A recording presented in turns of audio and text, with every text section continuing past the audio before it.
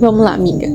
O que acontece? Nos Estados Unidos, no final do século XVIII e início do século XIX, surgiu uma doença que ninguém sabia o que era e gerou várias conspirações. Só que, aí é que tá. Por quê? Os Estados Unidos que a gente conhece hoje não é o mesmo daquela época. A maior parte do período colonial a população foi distribuída pela costa dos Estados Unidos.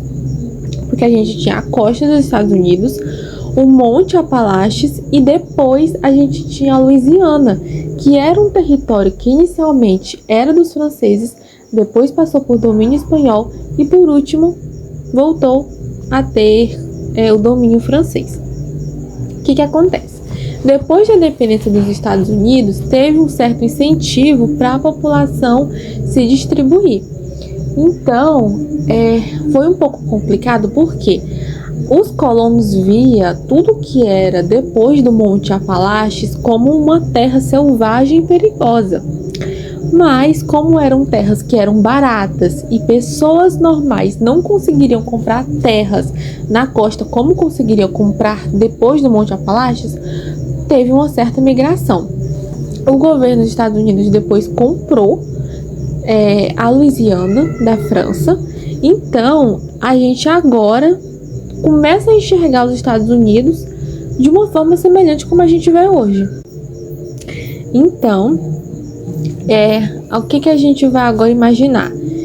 Que as pessoas, elas tinham uma certa produção de pasto, mas elas estavam migrando para áreas que passavam por seca, que passavam por períodos de estiagem, enfim.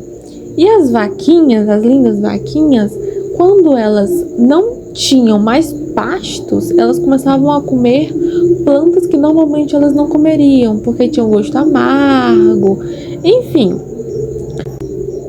Uma dessas plantas era a Geratina altissima, que era uma planta que ela era conhecida como raiz cobra branca, porque inicialmente ela era utilizada para tratamentos medicinais contra cobras, e o nome branca era por causa da flor dela, que era branca, mas o que as pessoas não sabiam que aquela planta que era utilizada antes como fim medicinal carregava um veneno, que era uma substância tóxica chamada tremetol.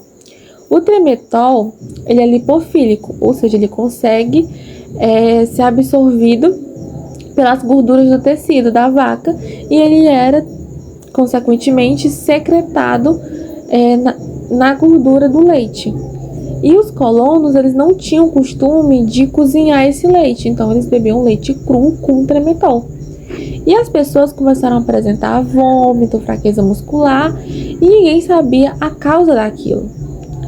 E o que acontece? Começaram a surgir várias conspirações, né? Se era um veneno trazido do ar, se era espíritos da floresta, enfim. Até que uma médica parteira chamada Anna Bixby, olhando para aquela situação toda, começou a tentar observar padrões. Então, ela percebeu que não eram todas as fazendas que as pessoas apresentavam essa doença, que eram fazendas onde as vacas pastavam ao ar livre.